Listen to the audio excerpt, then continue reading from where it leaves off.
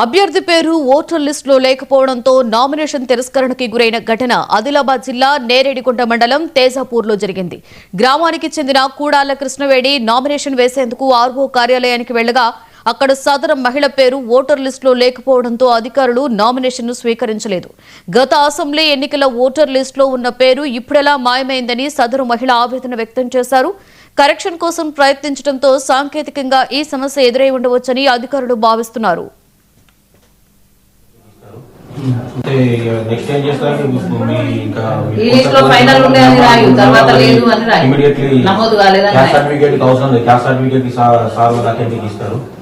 అంటే నెక్స్ట్ ఏం చేస్తారు?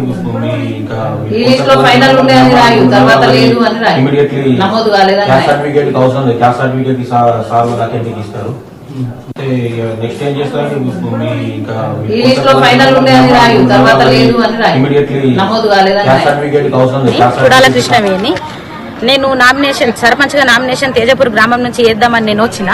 అయితే ఎస్సీకి 25 సంవత్సరాలుగా అవకాశం రాలేదు, ఇప్పుడు వచ్చింది ఇన్ని సంవత్సరాల తర్వాత. దీన్ని వినియోగించుకుందామని నేను నామినేషన్ వేద్దామని నేను అనుకుంటే ఓటర్ లిస్ట్ లో నా పేరు నమోదు కాలేదని చెప్తున్నారు. కాకపోతే నా ఓటర్ కార్డు మాత్రం నాకు ఉంది.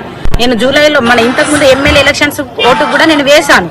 కాకపోతే ఇప్పుడు నా ఫోటో పాత దాని మీద నా ఫోటో చేంజ్ అయిందని చెప్పేసి ఆ చేంజ్ కోసం అని చెప్పేసి నేను ఇచ్చిన అప్లికేషన్ ఇచ్చితే ఆ ఫోటో చేంజ్ ఓటర్ కార్డు వచ్చింది. కాకపోతే తేజపూర్ గ్రామం లిస్టులో నా నేమ్ తో అసలు ఓటర్ లిస్ట్ లో నా పేరే నమోదు కాలేదని చెప్తున్నారు. నామినేషన్ వేద్దామని నేను అన్ని ప్రిపేర్ చేసుకున్నా, అన్ని సర్టిఫికేట్లు తీసుకున్నా, క్యాస్ట్ ఇల్లు ట్యాక్స్లు అన్ని తీసుకున్నా, బ్యాంక్ అకౌంట్ తీసిన అన్ని చేసిన తర్వాత కూడా ఇప్పుడు నాకు ఇక్కడ అవకాశం లేదని చెప్తున్నారు.